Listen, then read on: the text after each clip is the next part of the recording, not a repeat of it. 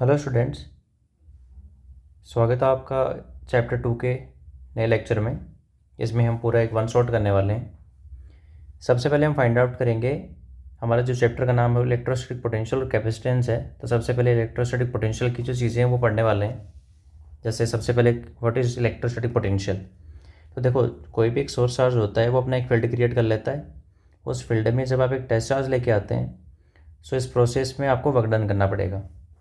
और ये जो work done from infinite to P अब लेके आएंगे पर यूनिट चार्ज, नीचे आएगा per unit charge Q naught, per unit test charge. यही उस पॉइंट पी पर पोटेंशियल की फॉर्म में स्टोर हो जाता है। सो बेसिकली पोटेंशियल है क्या? पोटेंशियल है वर्क डन पर यूनिट चार्ज। छोटे यूनिट चार्ज पे जितना आपने वर्क डन किया दैट इज़ पोटेंशियल। और इसको विदाउट एक्सेलरेशन लेके आना है। इसकी यूनिट वोल्ट होती है। यदि आप चार्ज को ऊपर भेजेंगे तो डब्ल्यू का फॉर्मूला आएगा Q into V. Okay, अभी के लिए थोड़ी देर के लिए याद रखना है कि जो potential due two point charge का फॉर्मूला होता है वो होता है के क्यू अपन आर। ठीक है, पोटेंशियल एब्सोल्यूट पोटेंशियल को डिफाइन करने के बाद आपको जानना चाहिए potential difference. Potential difference is basically the difference of voltage of two points that is A and B. क्योंकि जब आप बी से ए तक किसी चार्ज क्यू नोट को ट्रांसफ़र करोगे या क्यू चार्ज को ट्रांसफ़र करोगे तो उस प्रोसेस में भी आपको वर्क डन करना पड़ेगा। So work done from B to A upon charge is defined as change in voltage, that is potential difference. So work done हमारा जो किसी भी पॉइंट पे होता है वो बेसिकली होता है charge multiply delta Q, that is Q into V A minus V B. तो बेसिकली इस फॉर्मूले को याद रखा करो आप कि W equals to Q into V, where V is the potential difference. Okay, अब ये जो वर्क डन किया जाता है इस प्रोसेस में यही सिस्टम की पोटेंशियल एनर्जी में स्टोर होता है। अब सिस्टम ऑफ पार्टिकल्स की यदि बात करें कि मान लीजिए कि आपको कोई कॉन्फ़िगरेशन क्रिएट करना है, दो चार्जेस का सबसे पहले सिस्टम बना लेते हैं। ठीक है, तो यहाँ पर दो चार्जेस हैं Q1 एंड Q2। इनके बीच की डिस्टेंस R है। सबसे पहले Q1 को ला के रखेंगे तो उसमें पहले से कोई चार्ज है नहीं यहाँ पर, इसलिए वर्क डन कितना करना पड़ेगा? 0, क्योंकि अपोज करने वाला कोई नहीं है। फिर Q2 को लेके आएंगे। जब Q2 को लेके आएंगे तो पहले से इसकी पोजीशन पे Q1 का फील्ड होगा, यानी Q2 की पोजीशन पे Q1 की वजह से पोटेंशियल होगा V1। सो आपको वर्क डन करना पड़ेगा Q2 इंटू V1, क्योंकि Q2 चार्ज लेके आ रहे हैं किसके फील्ड में? V1 के अंदर। Q1 का फील्ड है V1 potential. So here the work done will be W2 equals to Q2 into V1। V1 is K Q1 upon R, K Q1 upon R। तो जब यहाँ वैल्यू पुट करेंगे तो फॉर्मूला बनेगा K Q1 Q2 upon R। Simply इसके बाद ये जो वर्क डन बन गया K Q1 Q2 upon R। अब आप तीन चार्जेस का सिस्टम ले सकते हैं, Q1 Q2 Q3। तो सबसे पहले Q1 को लेके आएंगे, उसमें कोई वर्क डन आपको करना नहीं पड़ेगा, W1 0 आएगा। फिर Q2 को लेके आएंगे। जब Q2 को लेके आएंगे तो Q1 की वजह से पोटेंशियल होगा V1, और जो वर्क डन करना पड़ेगा वो करना पड़ेगा W2 equals to Q2 into V1, that is K Q1 Q2 upon R। Okay, फिर जब आप Q3 को लेके आएंगे तो इस प्रोसेस में दो पहले से बैठे हैं Q1 Q2। Q1 की वजह से पोटेंशियल V1, Q2 की वजह से V2। So W equals to आएगा Q3 into V1 plus V2। अब V1 क्या है? K Q1 अपॉन R, और V2 क्या है? K Q2 upon R। Value put करके मल्टीप्लाई करेंगे, सिंपली हमारे पास आ जाएगा। So total work done will B W1 plus W2 plus W3। ठीक है, इस तरीके से आप वर्क डन कैलकुलेट कर सकते हैं, और यही वर्क डन पोटेंशियल एनर्जी में स्टोर हो जाता है। तो जो जनरल फार्मूला बनता है वो किस तरीके से बनेगा? देखो, सबसे पहले Q1 को ला के रखेंगे, फिर Q2 को, फिर Q3 को। इस तरीके से कर सकते हैं, या फिर पहले Q2 को लेके आ सकते हैं तभी अगला कन्फिग्रेशन बनेगा, या फिर पहले Qn को ले आएँ। ठीक है, तो यहाँ आप देख रहे हो कि किसी भी स्टेप में Q1 Q1, Q2 Q2, Q3 Q3 नहीं है। यानी जनरल फार्मूला जब बनेगा तो अंदर आएगा QI QJ अपॉन RIJ, लेकिन यहाँ I not equals to J होगा। ठीक है, this is interesting part. I not equals to J होगा क्योंकि टर्म रिपीट नहीं हो रही है। इसके अलावा देखो, जो Q1 Q2 अपॉन R12 की वैल्यू है वही Q2 Q1 अपॉन R21 की वैल्यू है। इसका मतलब एक टर्म दो बार रिपीट हो रही है, तो इस फैक्टर को हटाने के लिए किससे मल्टीप्लाई किया जाता है, हाफ से। So simply work done will be half summation i is equal to 1 to n j equals to 1 to n i not equals to j k q by q j upon r i जे।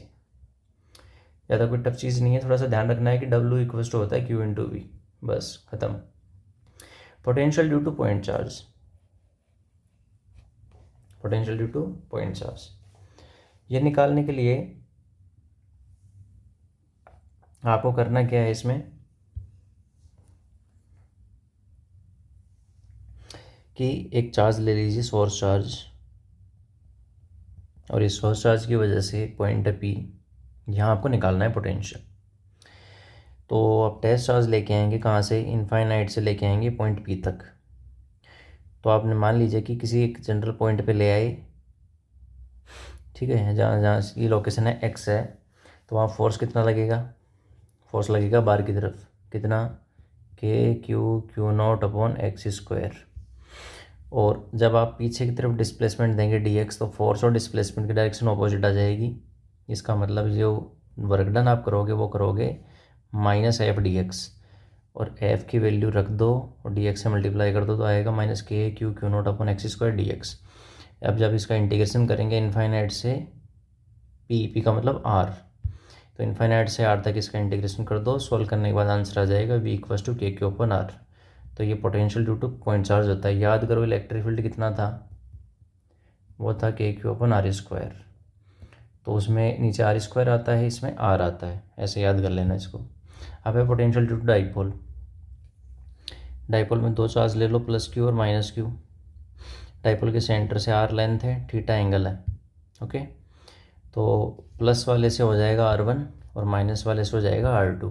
लेकिन जब आप देखो ये जो red pen से मैंने बना रखा है, ये मैंने एक परपेंडिकुलर डाल रखा है ऊपर और नीचे, इस लाइन पे यहाँ और इस लाइन पे नीचे यहाँ। तो ध्यान से देखेंगे कि R1 तो पूरा है, जैसे ये पॉइंट है M है, तो M और P के बीच की लेंथ है R1, लेकिन ये जो छोटी लेंथ है ये वाली, ये आएगी A cos थीटा, क्योंकि दिस इज़ A, ये टोटल 2A होता है प्लस क्यू और माइनस क्यू के बीच का। तो ये जो प्लस क्यू और सेंटर O है ना, इसके बीच की लेंथ हो जाएगी बेटा A। तो ये हाइपोटेनस हो गया आपका, ये हो जाएगा बेस, तो A cos थीटा आ जाएगा। ऐसे ये भी A cos थीटा आएगा, जो मैं पहले से मार्क कर रहा हूँ।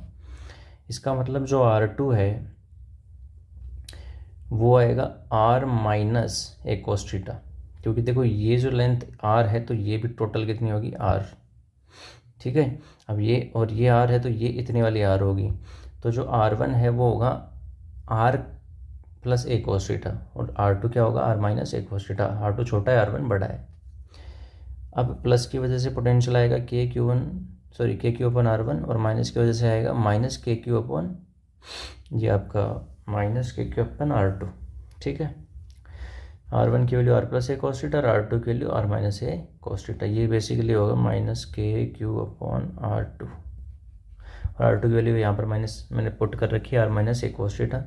दोनों को जोड़ेंगे क्योंकि पोटेंशियल टोटल आएगा V1 प्लस V2, दोनों को ऐड करेंगे, ऐड करने के बाद में नीचे ये यहाँ ये और इधर ये आ जाएगा, LCM आ जाएगा, सोल्व होगा, सोल्व होने के बाद में यहाँ तक आ जाएगा माइनस के 2QA cos थीटा अपन R स्क्वायर। अब इसके अंदर 2Q इंटू A को लिख देंगे P, माइनस साइन चला जाएगा डाइपोल की डायरेक्शन में, क्योंकि डाइपोल है माइनस से प्लस की तरफ पीछे, ठीक है, और हमारे भी आंसर निगेटिव आ रहा है, तो वो माइनस डाइपोल के अंदर चला गया, इसलिए फॉर्मूला आ गया KP cos थीटा अपन R स्क्वायर। अब मैं थीटा यदि 0 करूँगा तो मेरे पास KP अपन R स्क्वायर आ जाएगा, जो कि मैक्सिमम है, और मैं थीटा 90 करूँगा तो पोटेंशियल 0 आ जाएगा। यानी डाइपोल यदि ऐसे है ना, प्लस और माइनस, तो उसके बाइसेक्टर पे पोटेंशियल हमेशा 0 होता है, चाहे ऊपर ले लो, चाहे बीच में ले लो, चाहे कहीं ले लो, बीच में पोटेंशियल 0 होता है। लेकिन यदि एक्सिस पे निकालोगे तो एक्सिस पे आएगा KP अपन R स्क्वायर, KP अपन R स्क्वायर, ठीक है।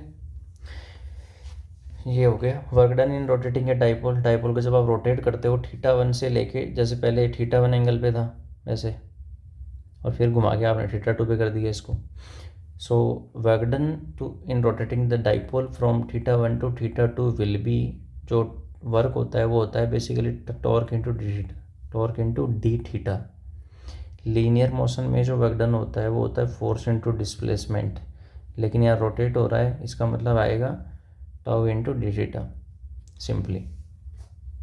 टॉर्क की वैल्यू है पी साइन थीटा, रख दो, सॉल्व कर लो, p cos theta 1 minus cos theta 2 आ गया। अब जब इससे पोटेंशियल एनर्जी बनाई जाती है ना बेटा, तो पोटेंशियल एनर्जी के लिए क्या करते हैं, एक रेफरेंस पॉइंट चुनते हैं थीटा 1 90 डिग्री हो, और उसको रोटेट कर देते हैं थीटा 2 इक्वल्स टू थीटा तक। सो 90 से थीटा तक रोटेट करेंगे तो इसमें जो वर्क डन आएगा, एक्सटर्नल वर्क डन, वो आएगा माइनस ऑफ कंजर्वेटिव फोर्स या चेंज इन पोटेंशियल एनर्जी के इक्वल, जो कि हमारी चेंज इन पोटेंशियल एनर्जी जो है उसको हम उतना ही ले लेंगे जो हमने लिखा है यहाँ पर, माइनस पी cos थीटा। तो ये याद रखना है, this is the potential energy of dipole, minus P cos theta. इसके बाद इम्पोर्टेंट कॉन्सेप्ट आता है कैपेसिटर। कैपेसिटर, ठीक है, कैपेसिटर क्या है? कैपेसिटर एक ऐसी डिवाइस होती है जो इंस्टेंटेनियस एनर्जी प्रोवाइड करवाती है। It provides instantaneous energy.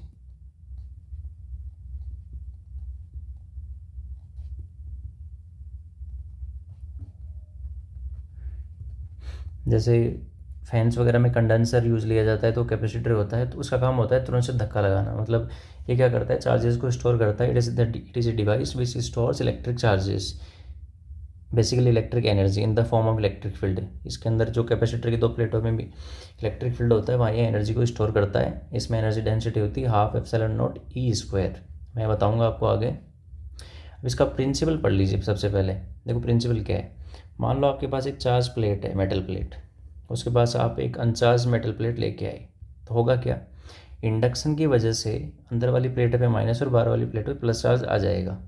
अब ये क्या करेगा, देखो माइनस वाला चार्ज, और हो सकता पहले क्या कंडीशन थी कि ये जो पॉजिटिव प्लेट थी इस पर जितना चार्ज आ सकता था आपने इसको दे दिया था, इसका मतलब ये फुल था। अब इसकी कैपेसिटी फुल थी कि इतना स्टोर कर सकता है। फॉर एग्जांपल 10 कूलम तक स्टोर कर सकता था, तो आप 10 के अलावा 10.1 भी इसको नहीं दे सकते। लेकिन देखो अब क्या एक फिनोमिनन जनरेट होगा, ध्यान से सुनिए उसको। नेगेटिव चार्ज इसके ओवरऑल चार्ज को, यानी इसके पोटेंशियल को कम करेगा, ठीक है, और पॉजिटिव वाला बढ़ाएगा। सो होगा क्या, ये पॉजिटिव चार्ज है ना, इसके पोटेंशियल को बढ़ाएगा लेकिन नेगेटिव कम करेगा। अब जब इसका पोटेंशियल कम होगा तो इसके पास जो चार्जेस को स्टोर करने की कैपेसिटी वो और बढ़ जाएगी।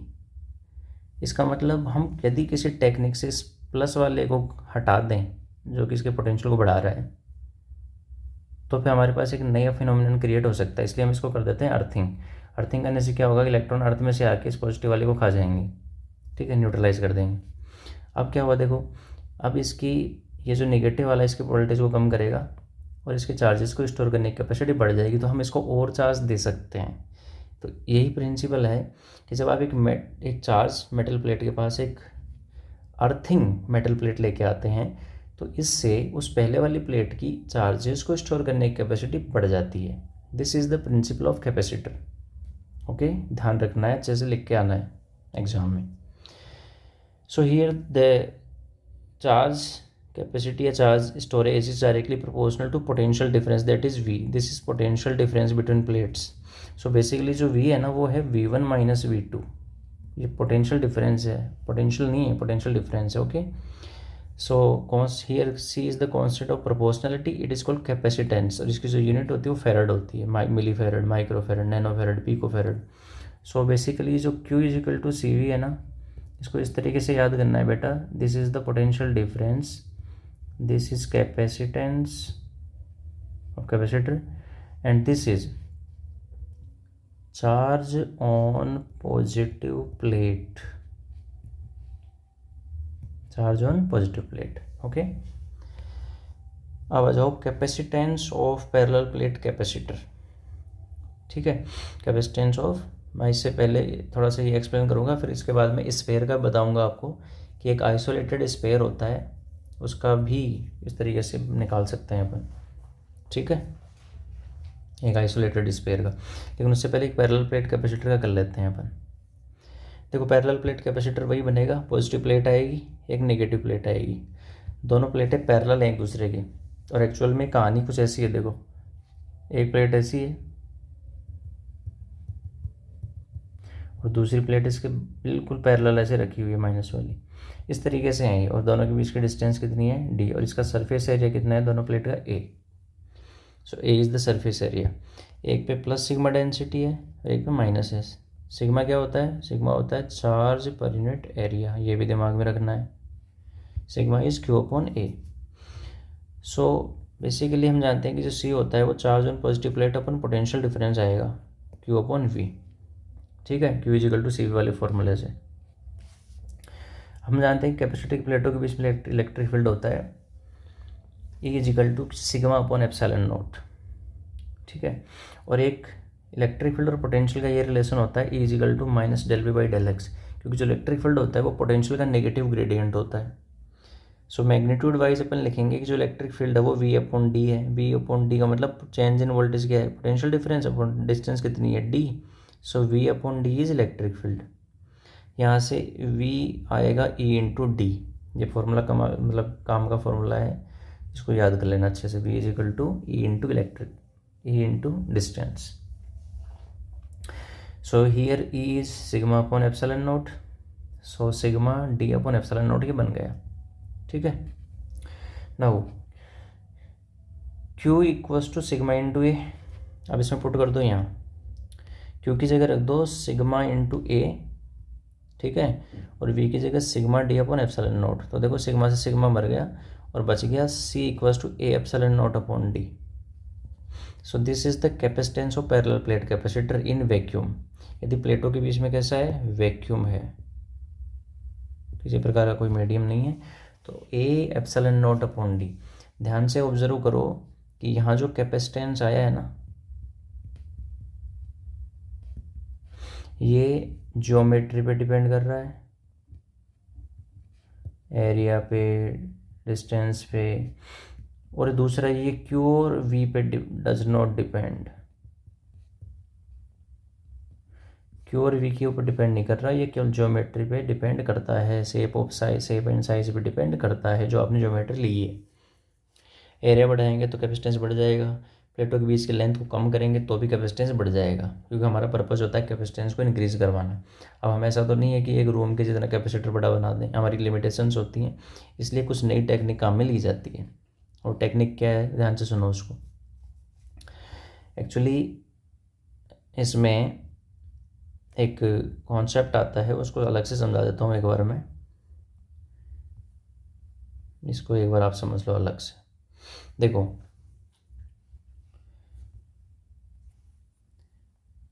मान लो आपके पास दो इस तरीके से प्लेटें हैं, ये निगेटिव प्लेट, इस पे प्लस क्यू चार्ज, यहाँ पर minus q, plus sigma minus sigma density. अपन किसी एक प्लेट पे फोर्स निकालते हैं कि फोर्स कितना लगेगा। ठीक है, ध्यान से देखो कि इस नेगेटिव प्लेट की वजह से यहाँ जो इलेक्ट्रिक फील्ड आएगा वो इधर आएगा अपनी खुद की तरफ, कितना आएगा? Sigma upon two epsilon not. So इस पॉजिटिव प्लेट पे फोर्स कितना लगने वाला है वो फोर्स देखते हैं। Force on positive plate, force क्या होता है? फोर्स इज बेसिकली, इस पे चार्ज कितना है? Q into electric field due to minus plate, so Q into sigma upon two epsilon naught. और क्यू कितना है? Sigma upon area, so sigma upon two epsilon naught. तो ये इलेक्ट्रिक ये हो गया सिग्मा स्क्वायर अपॉन टू ए epsilon naught. यानी इतने फोर्स से पॉजिटिव प्लेट को नेगेटिव अपनी तरफ खींचेगी। ऐसे ही पॉजिटिव प्लेट यहाँ इलेक्ट्रिक फील्ड लगाएगी इधर, और इस माइनस वाले चार्ज जो है प्लेट है उसको अपनी तरफ खींचेगी फोर्स से। कितने फोर्स से? सेम फोर्स आएगा sigma square upon two A epsilon not. कई बार डायरेक्ट MCQ के अंदर आता है, तो इसको अच्छे से करके जाना। ठीक है, सो दोनों प्लेट एक दूसरे को खींच रही हैं, इसका मतलब कहीं ना कहीं ये दोनों प्लेटें आपस में चिपक जाएंगी। इसीलिए चिपकने से रोकने के लिए इनके बीच में भरा जाता है डाइलेक्ट्रिक। अब इसके दो फायदे होंगे, देखो क्या क्या फ़ायदे होंगे इसके। इसके दो फायदे ऐसे होते हैं, एक तो ये दोनों प्लेटों को चिपकने से रोकती है, ठीक है, ये इनको चिपकने से रोकेगी। दूसरा, ये कैपेसिटेंस को इंक्रीज़ करेगी। कैसे करती है उसको सुने ध्यान से, ठीक है। ये अब मैं यहाँ पर एक्सप्लेन कर देता हूँ। ये मैंने कुछ बना रखा है, इंट्रोड्यूस डाइलेक्ट्रिक बिटवीन प्लेट्स। जब कैपेसिटर की प्लेटों के बीच में डाइलेक्ट्रिक भरा जाता है तो बेसिकली डाइलेक्ट्रिक कोफिशिएंट होता है के या फिर एप्सिलॉन आर। सो उस कंडीशन में जो इलेक्ट्रिक फील्ड होता है, अब ये जो डाइलेक्ट्रिक है कैसे डिफाइन किया जाता है, देखो डाइलेक्ट्रिक का फॉर्मूला बेसिकली होता है के इज इक्वल्स टू, ये के वो 1/4πε0 से अलग है ये के, ठीक है। ये होता है कि आपका एक्सटर्नल इलेक्ट्रिक फील्ड किसके रेस्पेक्ट में, नेट इलेक्ट्रिक फील्ड के रेस्पेक्ट में। कैसे, देखो जब आप दो प्लेटों के बीच में आपने पॉजिटिव प्लेट ले ली ऐसे और ये नेगेटिव प्लेट है, आपने कोई डाइलेक्ट्रिक स्लैब बीच में भर दी, ठीक है। होगा क्या, देखो इसके अंदर इस प्लस की वजह से यहाँ तो आएगा माइनस चार्ज और इस माइनस की वजह से यहाँ क्या आएगा, प्लस चार्ज। तो देखो डाइलेक्ट्रिक के अंदर प्लस से माइनस की तरफ एक इलेक्ट्रिक फील्ड इंड्यूस हो जाएगा जिसकी डायरेक्शन बाहर वाला तो प्लस से माइनस की ये है एक्सटर्नल, और अंदर जो आया है वो इधर आया है, इसको बोलते हैं इंड्यूस्ड। तो तुम्हें लग नहीं रहा कि एक्सटर्नल की इंड्यूस की डायरेक्शन ऑपोजिट है, तो अंदर जो इलेक्ट्रिक फील्ड आएगा ई नेट, वो क्या आएगा, वो आएगा ई एक्सटर्नल माइनस ई इंड्यूस, ठीक है। अब ये जो के होता है इस तरीके से डिफाइन होता है कि नेट इलेक्ट्रिक फील्ड की रेस्पेक्ट में एक्सटर्नल इलेक्ट्रिक फील्ड कितना है। सो यहाँ से यदि मैं देखूँ कि जो मेरा ई एक्सटर्नल आएगा वो आएगा के इंटू, या फिर मैं ऐसे कहूँ कि जो मेरा नेट इलेक्ट्रिक फील्ड आएगा, नेट निकाल लेता हूँ मैं, ठीक है, वो आएगा बेटा ई एक्सटर्नल अपॉन के। अब इसको यहाँ रखो, रख दो इसको यहाँ। So E external upon K is equal to E external minus E induced, ठीक है। ई एक्सटर्नल कितना है, sigma upon epsilon naught, sigma upon epsilon naught. और ये इंड्यूस वाला कितना है, मान लो कि यहाँ जो इंड्यूस डेंसिटी वो सिग्मा आई है, सिग्मा इंड्यूस, तो ये एप्सिलॉन नॉट ये तो कट गया, सिग्मा अपॉन क्या आया, सिग्मा माइनस सिग्मा इंड्यूस। तो यहाँ से सिग्मा इंड्यूस की जो वैल्यू आएगी वो सिंपली आएगी सिग्मा माइनस सिग्मा अपॉन के, दैट इज सिग्मा कॉमन आ गया 1 माइनस 1 अपॉन के। तो सिग्मा इंड्यूस की वैल्यू कितनी आती है, सिग्मा इंटू 1 माइनस 1 अपॉन के। ये लो, इस तरीके से आप रिलेशन भी निकाल सकते हो। ये सिग्मा क्या है, सिग्मा फ्री जो बाहर वाला है, ये बाहर वाला, इसकी डेंसिटी है सिग्मा, इसकी माइनस इसकी प्लस, सिग्मा फ्री भी बोलते हैं इसको। सो इस तरीके से डाइलेक्ट्रिक डिफाइन होता है। तो ध्यान क्या रखना है कि जो नेट इलेक्ट्रिक फील्ड होता है ना, ध्यान से देखो, नेट इलेक्ट्रिक फील्ड वो जो बाहर से आपने इलेक्ट्रिक फील्ड लगाया उसको कैसे डिवाइड करना है, इतना अंदर इलेक्ट्रिक फील्ड बचेगा, ठीक है। ये इंपॉर्टेंट फॉर्मूला है, इसको ध्यान से पढ़ना है, डेरिवेशन वापस देखना अच्छे से। अब आ जाओ इस पर, ये रहा अपना। सो यहाँ देखो होगा क्या, जो पोटेंशियल डिफरेंस होगा वो ई इंटू डी होगा। ई कौन सा है, ई नेट, यहाँ जो ई नेट बचेगा अंदर, ई, अब ई नेट कितना है, sigma upon epsilon not into के की जगह मैंने एप्सिलॉन आर लिखा है, वो तो एक ही बात है, ठीक है, इंटू डी। सो कैपेसिटेंस क्या बना, इसकी वैल्यू रख दो। अब इसमें एक चीज़ एक्स्ट्रा ऊपर आ जाएगी, ये एप्सिलॉन आर, या फिर इसको बोलेंगे सी नॉट इंटू के, ठीक है, दोनों एक ही हैं। यानी आपका जो कैपेसिटेंस है वो ए एप्सिलॉन नॉट अपॉन डी तो वैक्यूम वाले की वजह से था, अब इसमें एप्सिलॉन आर या के मल्टीप्लाई हो गया, यानी डाइलेक्ट्रिक इंड्यूस करने से कैपेसिटेंस बढ़ गई। देखो के से मल्टीप्लाई हो गया। एयर के लिए के की वैल्यू अप्रोक्स 1 होती है, वाटर के लिए ये के जो है वो होता है 81 के अप्रोक्स, और ये मेटल के लिए होता है इनफाइनाइट। ये तीन चीज़ें याद रख के जानी है आपको। मेटल का इनफाइनाइट होता है, वाटर का 81 होता है, एयर का होता है 1।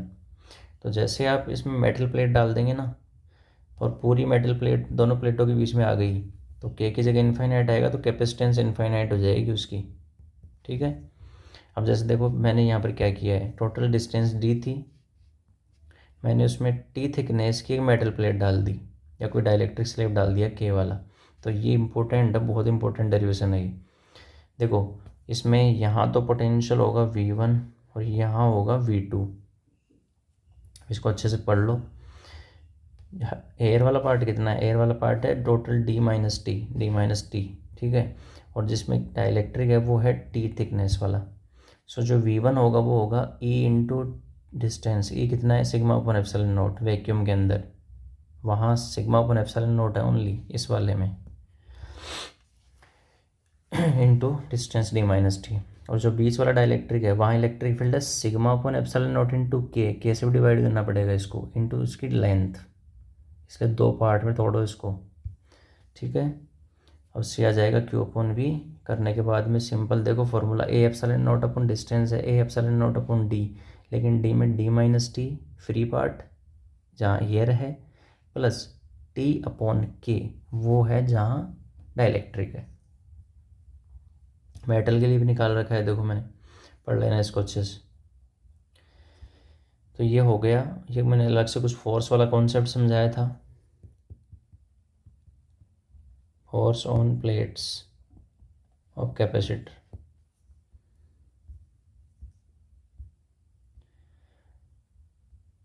हाँ अब इसके बाद क्या आता है, कई बार पूछ लेता है कि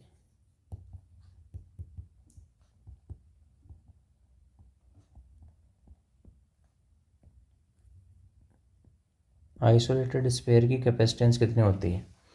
तो आइसोलेटेड स्फीयर बना दो। आइसोलेटेड स्फीयर की रेडियस हो गई R, चार्ज है इस पे। एक्चुअली आइसोलेटेड स्फीयर का मतलब है कि इसकी जो दूसरी प्लेट है ना वो इनफाइनाइट पे है, ऐसे इनफाइनाइट पे है, वो इनफाइनाइट पे दूसरी, और वो अर्थिंग है। अब इनफाइनाइट पे पोटेंशियल कितना होता है, V2 तो ज़ीरो हो गया, और जो V1 है वो मान लो V। तो जो पोटेंशियल डिफरेंस आएगा V1 माइनस V2 वो आ जाएगा simply V। This is potential difference. So isolated sphere का मतलब होता है, आइसोलेटेड कैपेसिटर का मतलब है कि इसकी जो दूसरी प्लेट है वो इनफाइनाइट पे है, ठीक है। इसको तो मैं हटा देता हूँ।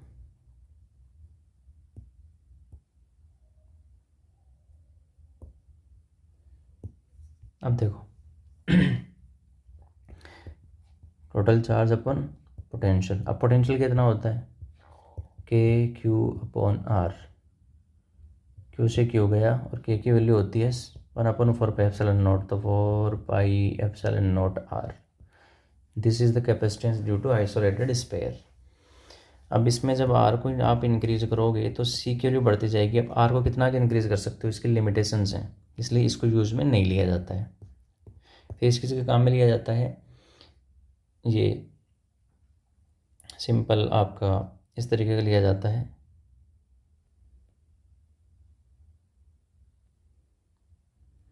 A B ऐसे दो प्लेटें होती हैं,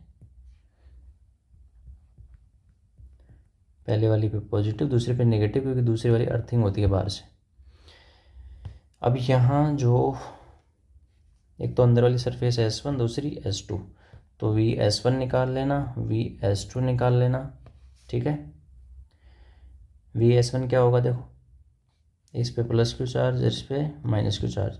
जब S1 के सरफेस पे निकालोगे ना आप, तो वो आएगा एक तो के क्यू अपॉन ए माइनस के क्यू अपॉन बी। S2 के सरफेस पे आएगा k Q upon b minus के क्यू अपॉन बी, तो ये तो जीरो हो जाएगा। तो जो पोटेंशियल डिफरेंस आएगा वो आएगा k q 1/a minus 1/b, that is k q into b minus a. इसको रखोगे सॉल्व करोगे तो कैपेसिटेंस की वैल्यू आ जाएगी C is equal to 4πε0 a into v upon b minus a.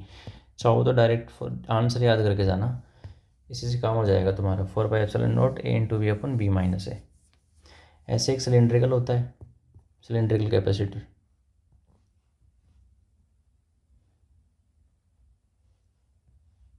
ऐसे अंदर वाली पॉजिटिव और बाहर वाली नेगेटिव प्लेट होती है, ठीक है। अंदर वाले की रेडियस A और बाहर वाले की B। तो इसका सिंपल सीधा फॉर्मूला याद करना, 2πε0 actually capacitance per unit length है ये, upon ln b upon a। ln का मतलब होता है log e, तो 2πε0 upon ln b upon a, ये याद करके जाना। आइसोलेटेड का 4πε0 r, पैरेलल प्लेट कैपेसिटर का A ε0 upon d, A ε0 upon d parallel plate capacitor का, और ये तो वैक्यूम का है। और इधर डाइलेक्ट्रिक आ जाए तो K A ε0 upon d, where K is dielectric strength. Okay, अब इसका लास्ट क्वेश्चन आता है energy stored in capacitor.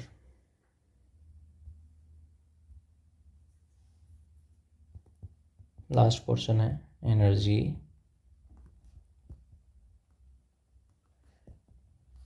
Parallel plate capacitor. Actually है क्या कि पैरेलल प्लेट कैपेसिटर के अंदर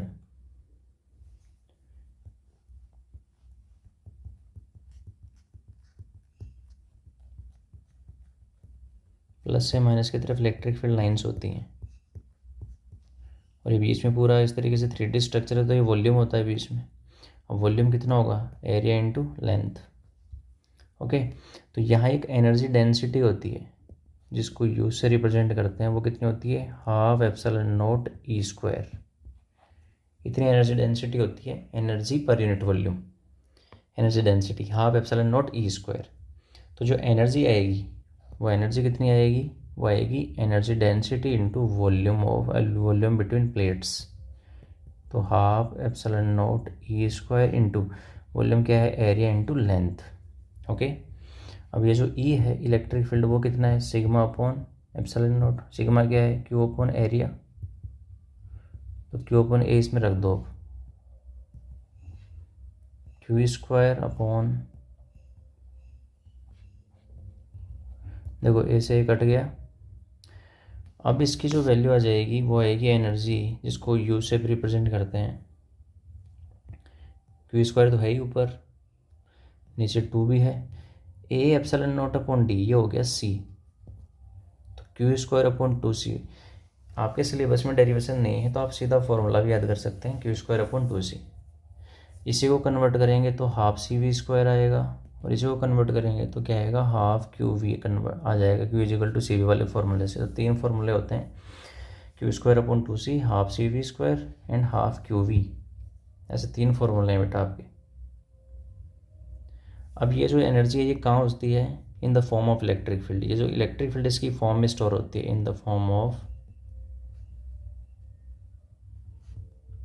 इलेक्ट्रिक फील्ड लाइंस। कई बार क्वेश्चन बन जाता है कि किसकी फॉर्म में स्टोर है, तो इलेक्ट्रिक फील्ड लाइंस की फॉर्म में स्टोर होती है। अब इसमें एक कॉन्सेप्ट और रहता है, एक वो कॉमन पोटेंशियल वाला, उसको आप पढ़ लेना, ठीक है। तो ये इसमें मैंने पूरा 1 शॉट रिवीजन करवा दिया पूरे चैप्टर का, अच्छे से रिवाइज कर लेना इसको, ठीक है। Best of luck, thank you very much.